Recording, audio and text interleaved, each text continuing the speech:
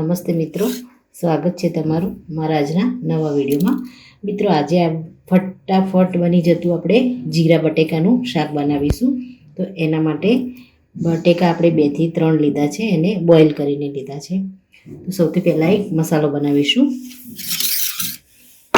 આપણે ખાંડણીમાં સૌથી પહેલાં તો ચીલી ફ્લેક્સ એડ કરી દઈશું અને જીરું આપણે થોડું શેકેલું લઈશું. શેકેલા જીરાને 1 ચમચી જેટલું એડ કરી દઈશું અને આનું આપણે પહેલાં તો વાટી અને પાવડર બનાવી દઈશું. મિત્રો, મસાલો આપણે સરસ વાટી અને રેડી કરી દીધો છે. હવે આપણે તેલ લઈશું. તેલમાં આપણે સૌથી પહેલાં તો જીરું એડ કરી દઈશું.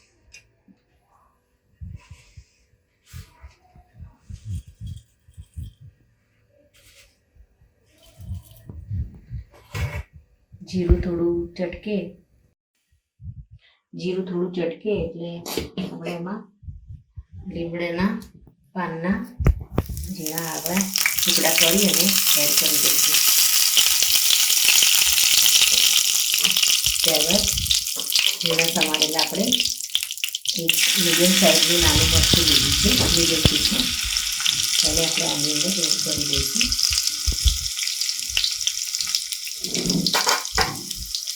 એમાં આપણે બીજા રેગ્યુલર મસાલા કરીશું.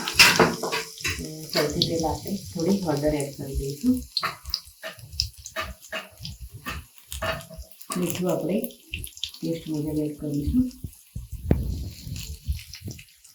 ધાણા જીરું તમારે આખા ધાણા મસાલાની સાથે વાટવા હોય તો એ પણ ખૂબ જ સારા લાગશે. હવે આપણે બટેકાને એડ કરી દઈશું. આમાં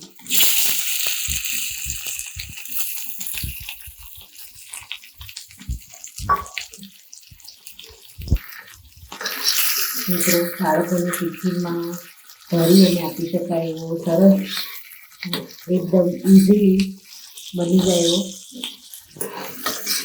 એવું આ બટેકાનું શાક. બાળકોને તો બટેકા ખૂબ જ ભાવતા હોય છે, એટલે આ રીતે બનાવીને આપશો તો હોંશે ખાશે. એક અડધી ચમચી જેટલો આપણે આમચૂર પાવડર લઈશું. ડ્રાય મેંગો પાવડર આવે છે, એને આપણે એડ કરી દઈશું. ત્યારબાદ આપણે જે મસાલો બનાવી અને રેડી કર્યો છે એને આપણે એડ કરી દઈશું. બટેકા આપણે બોઇલ કરીને જ લીધા છે, એટલે થોડી વાર આપણે એને થવા દઈશું. થોડું આપણે પાણી છાંટીશું જેટલી બટેકા છે ચોટી ન જાય. હાથ વડે આપણે થોડું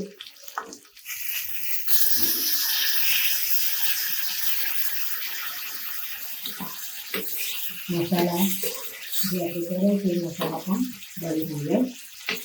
આપણે ચીલી ફ્લેક્સનો ઉપયોગ કર્યો છે એટલે મરચું આપણે થોડું એડ કરીશું.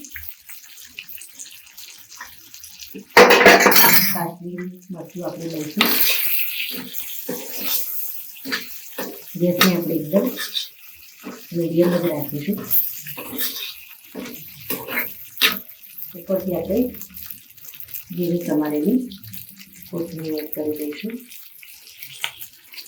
અને શાકને એકવાર ફરી આપણે ચલાવી લઈશું.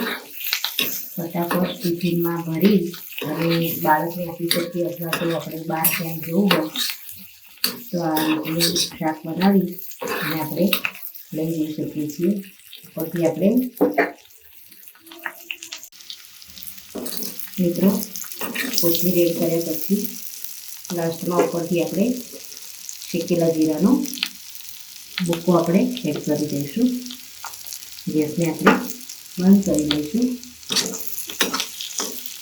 અને શાકને આપણે સર્વ કરી દઈશું. મિત્રો, રેડી છે ઝટપટ બની અને રેડી થતું અને સૌ નાના મોટા બધાને ભાવે એવું જીરા બટેકાનું શાક. મિત્રો, આ રીતે તમે પણ ઘરે જરૂરથી બનાવો. મિત્રો મારી ચેનલ જો તમને ગમતી હોય, મારા વિડીયો જો તમને ગમતા હોય તો મારી ચેનલને લાઇક, શેર અને સબસ્ક્રાઈબ કરવાનું ભૂલશો નહીં. અને કમેન્ટમાં જરૂરથી લખો કે મારી આ ઝટપટ રેસીપી તમને કેવી લાગી. ફરી મળીએ નવા વિડીયો સાથે. ત્યાં સુધી આવજો. Thank you.